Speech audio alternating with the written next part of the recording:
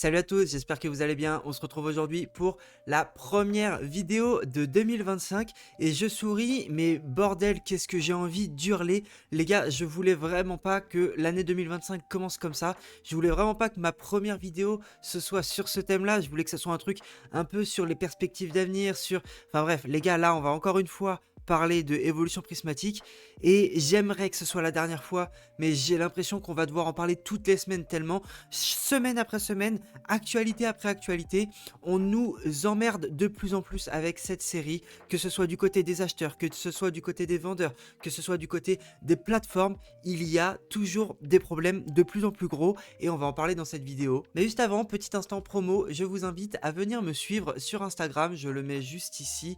Je vais en 2025, je vous l'ai promis et je vais le faire du coup incessamment sous peu, je vais m'intéresser de plus en plus au contenu sur cette plateforme là. Je vais essayer de développer un petit peu mon compte Insta parce que dans le but toujours de professionnaliser un petit peu l'activité que j'ai aujourd'hui sur YouTube et de la décaler également sur différents réseaux. J'ai un TikTok mais aujourd'hui il n'est pas très actif, je sais pas trop comment le faire. Je pense que vraiment le step suivant c'est de rendre actif mon compte Instagram. Aujourd'hui on est à peu près 600, c'est vraiment trop cool, surtout que je poste rien, mais je vous invite fortement à me rejoindre sur Insta et je vous promets l'arrivée de contenu, j'espère qualitatif, dans les prochains jours, les prochaines semaines. Donc n'hésitez pas à me rejoindre. Bon, ceci étant dit, on va aller droit au but. J'ai pas envie que la vidéo dure 20 minutes. Je veux surtout vous parler un petit peu des dérives qu'il y a aujourd'hui. On en a parlé, on a parlé des ETB qui coûtaient 70, 80, 90 euros. Il y avait des ventes à 110, 120 euros. Aujourd'hui, il n'y a pas une ETB en dessous de 150 euros. Quand elle est mise en ligne à 140, 150, elle est vendue instantanément. Sur les plateformes de vente comme Vogt, par exemple, on cite, hein, parce que moi, j'ai aucun problème avec Vogt. J'aimerais d'ailleurs beaucoup travailler avec eux. Je trouve que la plateforme est géniale. L'outil est vraiment super cool, mais il y a quand même des dérives de fou. Les items sont mis en vente à 1 euro prix de départ. Les boosters partent à 80, 90 euros. Il y a des tripacks sur Vinted qui partent à 90 euros. Enfin... on est dans une ère de Pokémon qu'on n'a pas connue avant et ce que je voulais dire c'est que on parlait de hype il y a encore quelques jours. Aujourd'hui, je considère qu'on n'est plus dans de la hype, on est dans un marché qui fait n'importe quoi, où chaque acteur du marché, tous les acteurs du marché sont en train de faire n'importe quoi et ne prennent aucun recul sur la situation. Je parle également des fournisseurs, hein, donc Asmodée par exemple, pour citer du coup ceux qui sont à la source du problème de stock. Il n'y a aucun acteur aujourd'hui qui réagit correctement à ce qui se passe sur le marché. Bon, première information qui est pour le coup véridique et qui est sourcée, donc on n'a pas de problème avec ça. Les ETB et les mini-tins sont repoussés à février.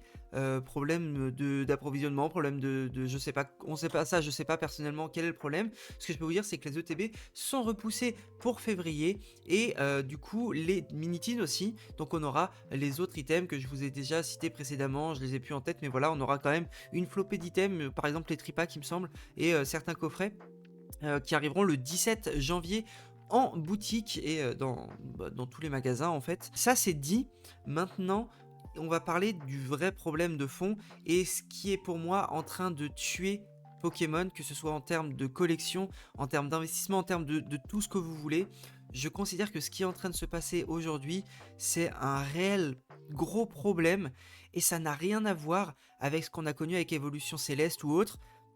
Parce que Évolution Céleste, il y avait quelque chose qui était quand même sain, dans le sens où, oui, là je parle pas de scalping ou quoi, parce que c'est pas ce qui nous intéresse, mais on n'avait pas des boutiques sérieuses qui vendaient des précommandes de TB à 150 euros.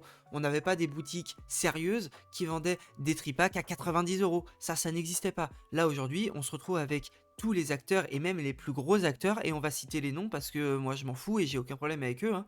Mais je pense qu'il faut que les gens se rendent vraiment compte de ce qui est en train de se passer. Il faut que vous aussi qui regardez la vidéo, vous allez peut-être être 1200, 1500, 1700, peut-être 2000 personnes à regarder la vidéo.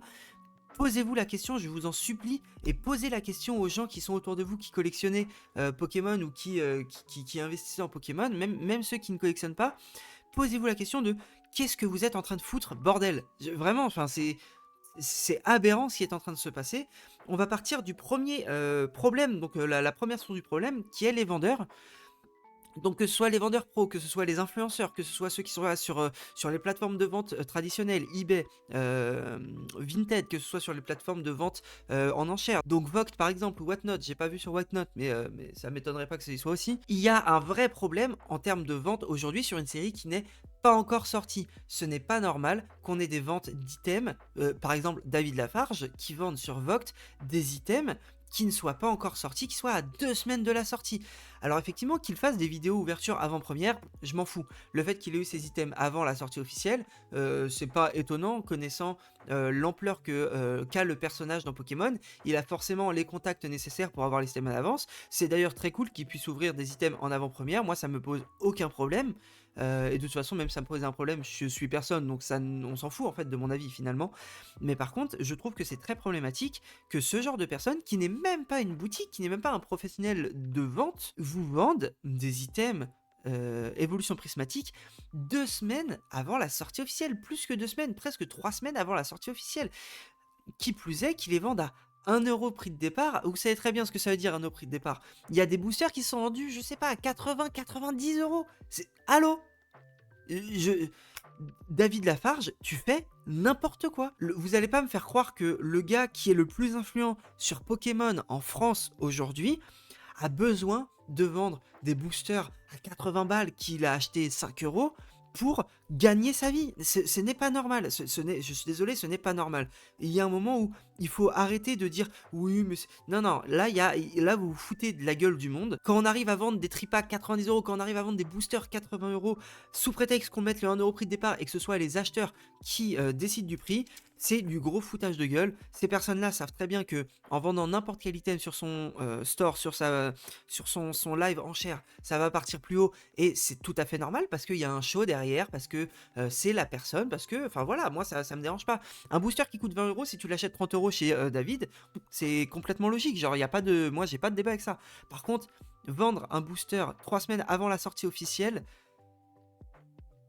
à 80 € alors que c'est 5 € le booster, ça va peut-être être 8 € ou 9 € le booster à la sortie, bref, c'est possible.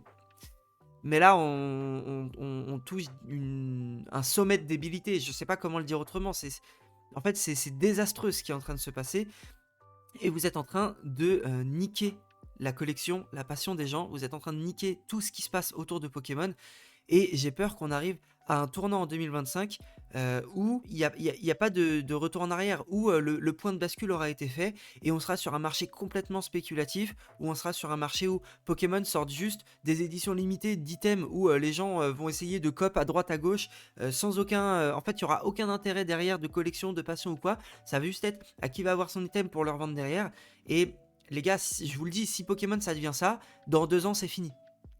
S'il n'y a plus de collectionneurs dans Pokémon, vous allez tous vous manger les couilles entre investisseurs et vous allez voir qu'un investisseur qui vend un investisseur qui vend un investisseur, il y a un moment où ça se casse la gueule. Et quand les gens se rendront compte que tous les items qu'ils ont, ça tient juste parce qu'il y a des investisseurs, tout le monde, tous les gros d'ailleurs, toutes les grosses baleines vont essayer de s'en débarrasser le plus vite possible parce qu'ils savent que le marché ne tient plus. Et vous qui avez vos 10 pauvres ETB de 151, le jour où les grosses baleines vont tout vendre parce qu'ils savent qu'il n'y a plus aucun intéressé pour vos items à 200 balles, vous serez niqué et il n'y aura plus aucun marché sur Pokémon. Après, effectivement, peut-être que ça fera une vraie rafle sur Pokémon et qu'on se retrouvera avec un marché qui est, et du coup qui sera plus un marché, mais qui sera juste un secteur de passionnés, beaucoup plus sain, où tout sera beaucoup moins cher, et effectivement, on n'aura plus d'argent à gagner là-dedans. Donc même pour les personnes comme moi qui se servent de leur passion pour récupérer également un peu d'argent derrière, mais pour également financer sa passion, hein, qu'on se le dise, moi, l'argent que j'ai gagné récemment, ça m'a permis d'acheter du matériel pour faire de meilleures vidéos, et ça m'a permis également d'acheter des items Pokémon, que ce soit pour l'investissement, pour la collection ou pour ouvrir plus tard. Le Zénith Suprême, je l'ai acheté, c'est pour l'ouvrir dans 5 ans, dans 6 ans, c'est pas pour le revendre. Jamais je revendrai mon Zénith Suprême, je m'en fous, c'est ma série préférée. Cette série-là, je compte l'ouvrir dans 10 ans. Et donc, l'item que je fais, les items que je gagne, l'argent que je gagne et que j'achète que j'investis dans dans Zénith Suprême, pardon, c'est pour me faire des kiffs et pour les ouvrir dans plusieurs années. Et donc ça, faut le comprendre aussi. Les personnes assez intelligentes comprennent que ça sert à rien de me classer dans les 100% investisseurs, zéro passion ou quoi. Enfin, vous voyez bien que c'est pas mon cas. Bref, j'ai pas à me défendre là-dessus. Si c'est ce que vous pensez, je vous invite à quitter la vidéo parce que c'est pas le contenu que je fournis et donc c'est pas un contenu qui vous intéresse, je pense. Ou si c'est juste pour critiquer et penser que je suis là que pour l'argent, grand bien vous fasse. Je suis pas millionnaire, je deviendrai jamais millionnaire avec Pokémon. Voilà quoi, chacun sa vision des choses. En tout cas, moi je vous dis les choses comme elles sont. Et bon, en plus de ça, on va en parler parce que c'est une aberration sans nom. David Lafarge qui, dans une de ses dernières vidéos où il ouvre du évolution prismatique, donc il sait déjà que c'est un truc très très hypé, très très problématique d'ailleurs sur le marché aujourd'hui. En plus de ça, il va nous faire la pub du plus gros site français de COP, donc de scalper en gros, hein, sur Pokémon, en nous disant que c'est des passionnés, en nous disant qu'on peut aller échanger avec eux, qu'on peut parler. Personnellement, je vous le dis, j'ai rien contre Pokécop. Je m'en bats les couilles, ils font ce qu'ils veulent. D'ailleurs, ils font un très bon travail. Hein, si jamais ça vous intéresse d'avoir des produits, parce qu'il y a des gens qui copent et qui vont aller acheter des vingtaines de boosters de display, de TB, tout ce que vous voulez pour revendre derrière. T'as aussi des collectionneurs qui n'ont pas le temps d'aller faire les magasins et qui par contre ont de l'argent pour payer un service qui leur permet d'avoir les items le plus rapidement possible, qui leur permet d'avoir des alertes. Écoutez, moi ces personnes-là, je ne leur en veux pas du tout, ça me dérange pas du tout. Si tu as de l'argent à dépenser dans un bot qui va t'alerter des items qui apparaissent sur les différents sites, bah c'est pas un problème. Et d'ailleurs je vous le dis, peut-être que je serai amené à l'utiliser parce que j'ai pas le temps d'aller chercher à droite à gauche tous les items. Et donc, si j'ai un bot qui me permet d'aller acheter le plus rapidement possible les items dont j'ai besoin, ben moi je vois pas le problème. Par contre, venir nous faire la pub de ce groupe Discord du coup, en nous disant que c'est des passionnés, en nous disant que la dissonance cognitive, elle est au maximum les gars. David Lafarge, c'est censé être l'égérie de Pokémon en France. Il a toujours eu le discours de moi, bon bien sûr il ment pas, hein, il gagne de l'argent grâce à ça. Il a toujours eu le discours de moi je suis un vrai passionné, c'est que du bonheur, voilà c'est que sa passion. Venir nous vendre derrière un Discord payant qui vous permet d'aller scalper du Pokémon partout en France, et peut-être en Belgique d'ailleurs, je sais pas exactement comment ça marche. Mais les gars, enfin, David, tu fais quoi? Qu'est-ce que tu fais? Enfin, le mec s'est construit une image, il a eu des gros problèmes, il a eu des grosses critiques, il est revenu, les gens commençaient à le réapprécier parce que bah, le mec faisait un peu patte blanche de toutes les conneries qu'il a pu faire étant plus jeune. Et là, il te fait un double truc où il va te vendre des boosters 80 balles sur Voct sans souci. Derrière, il va te faire la pub pour un Discord payant de scalping Pokémon en te disant que c'est des passionnés. Ouais les gars, putain, réveillez-vous, rendez-vous compte qu'il se passe un délire sur Pokémon, c'est pas normal ce qui est en train de se passer. Et encore une fois, je ne blâme pas Pokécop parce que moi je trouve que le travail qu'ils font, ils le font correctement et que après c'est libre à chacun d'acheter 60 ETB pour les revendre et bloquer tous les stocks et voilà, ou d'acheter ces 4 ETB parce que lui il a envie d'avoir 4 ETB et qu'il a la thune pour les acheter. Ça c'est deux sujets qui sont complètement différents. Moi je trouve que l'outil en soi est vraiment très intéressant. Maintenant, la façon dont David le met en avant, c'est mensonger. Voilà, je trouve que c'est très très grave. Bon, deuxièmement, le deuxième point que je voulais aborder, c'est les plateformes. Vinted, ils en ont rien à foutre, c'est pas leur problème. Je parle en particulier de Voct aujourd'hui. Voct, encore une fois, et là je veux pas me faire des ennemis parce que Pokécom, comme je l'ai dit, c'est peut-être un truc que je serais amené à utiliser par la suite. Voct, c'est probablement un outil que j'aimerais utiliser et j'aimerais d'ailleurs travailler avec eux si un jour j'en ai l'occasion. Mais putain, à quel moment c'est autorisé? À quel moment vous vous dites c'est normal? La série ne sort que dans 3 semaines. Asmodée, Pokémon Company ne veut pas qu'il y ait de vente avant la date de sortie. On sait qu'il y a des magasins qui se sont fait retoquer parce qu'ils vendaient avant la date de sortie. Ça depuis des années. Comment vous faites pour ne pas bloquer les ventes d'items? Et d'ailleurs, je sais, il me semble que vous avez bloqué certaines ventes en précommande en japonais, il me semble.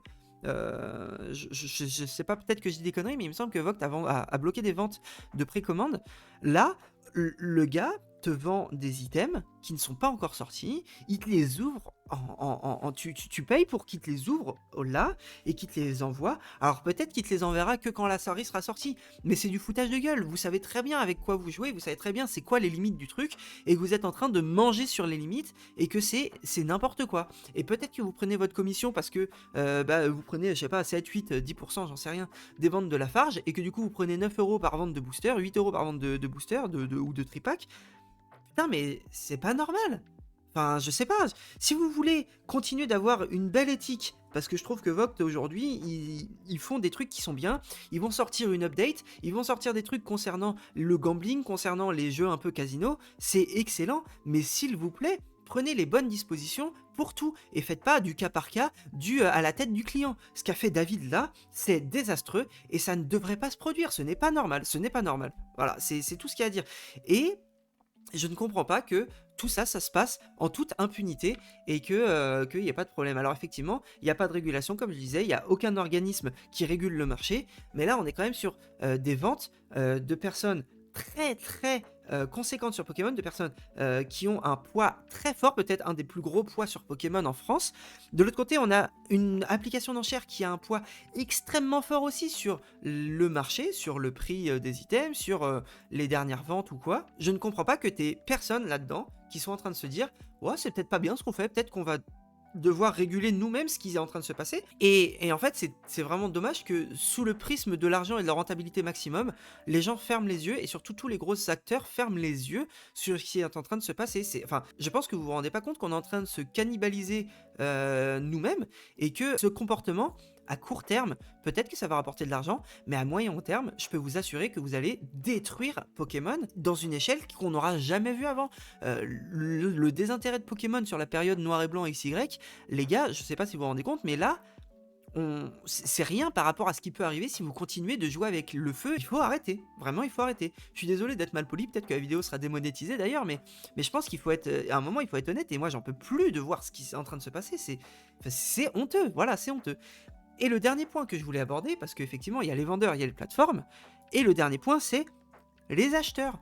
Alors, si parmi les gens qui regardent cette vidéo, il y a des mecs, des mecs ou des femmes, hein, ou n'importe qui, comme vous là, qui regardaient cette vidéo et qui avaient acheté sur le live de David des boosters à 80 euros, des tripacks à 90 euros, qui avaient acheté des tripacks à 70, 80 euros sur Vinted, qui a acheté des ETB à 150 euros sur eBay. Faut aller se faire foutre, les gars. Je sais pas quoi vous dire. Réfléchissez, putain. Vous êtes des humains normalement constitués. Quelle est votre logique pour envoyer 150 balles dans une ETB qui n'est pas sortie? Quelle est votre logique pour envoyer 90 balles dans un tripack, 90 balles dans un booster sur une application de live aux enchères? Putain, s'il vous plaît, réfléchissez.